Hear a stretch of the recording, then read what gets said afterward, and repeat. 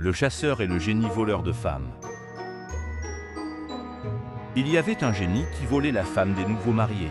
Quiconque se mariait se voyait privé de sa nouvelle épouse, enlevée par le génie. Un brave et téméraire chasseur apprit la nouvelle et annonça qu'il irait chercher une femme dans ce pays, afin de savoir si les hommes y sont sans valeur. Après avoir dit cela, il se prépara et partit.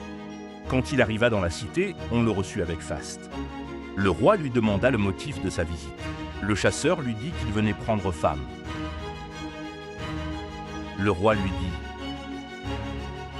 dit : « Ici tu ne peux obtenir une femme, car à tous ceux à qui on a donné une épouse, le génie l'a enlevée et toutes ces épouses ont été ainsi perdues à jamais. » Le jeune homme répondit au roi : « Moi je suis un chasseur.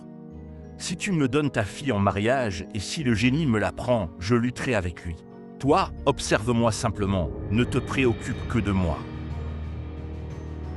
« Ce que tu dis, est-ce que c'est sûr ? » demanda le roi. « C'est sûr, » répondit l'homme. Le roi lui donna une femme. Le mariage fut célébré durant 3 jours. Lorsque les invités furent partis, le jeune homme rentra avec son épouse dans leur chambre. Dès qu'ils se couchèrent, le mari tenta de la toucher dans l'obscurité, mais ne trouva rien. Il s'inquiéta.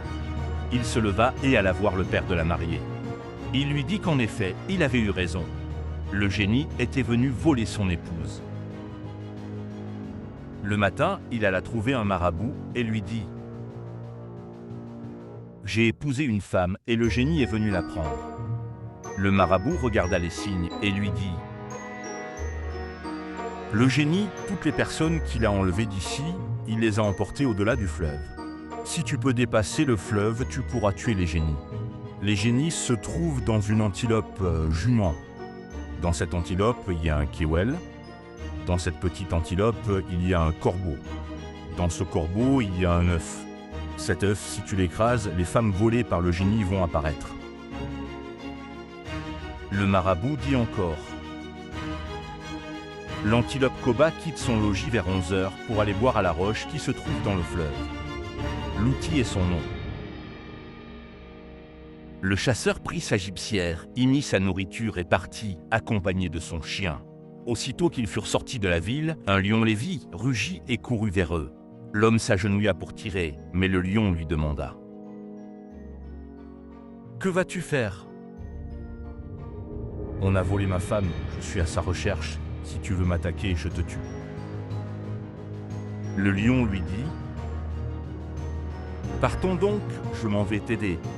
Ce que peut faire 1 ou 2, 3 le feront mieux. » Ils marchèrent longtemps, un aigle venant on ne sait d'où plana au-dessus du chasseur. L'homme voulut le tuer, l'aigle dit : « Que vas-tu faire de moi ? » ?»« On a volé ma femme, je suis à sa recherche. Si tu m'attaques, je te tue tout de suite. » L'aigle lui dit : « Allons-y, je vais t'aider. Ce que 2 ou 3 peuvent faire, 4 le pourront mieux. » L'homme, avec les 3 animaux, chemina dans la brousse. Quand ils arrivèrent au bord du fleuve, le lion creusa un trou profond. Ils s'y tapirent, bien cachés. Vers 11 h, l'antilope Koba arriva pour boire au rocher du fleuve. Le lion bondit et tomba sur elle. Il l'éventra. La petite antilope sortit du ventre et se mit à courir. Le chien la poursuivit. Ils coururent sur 2 longueurs de sas. Le chien l'attrapa et l'éventra. Un corbeau en sortit et s'envola. L'aigle le rencontra en l'air et le percuta. Le corbeau tomba, l'aigle l'éventra. Un œuf en sortit et roula sur le sol. Le chasseur l'écrasa. Aussitôt, on entendit de l'autre rive du fleuve les cris de nombreuses femmes. L'homme retourna à la ville pour appeler les habitants. Quand ils vinrent, chacun prit sa pirogue. Le chasseur, lui, monta sur le lion et ils traversèrent le fleuve. Là-bas, il reconnut sa femme, la reprit et rentra avec elle. C'est là que le comte alla tomber dans la mer. Celui qui le respire ira au paradis.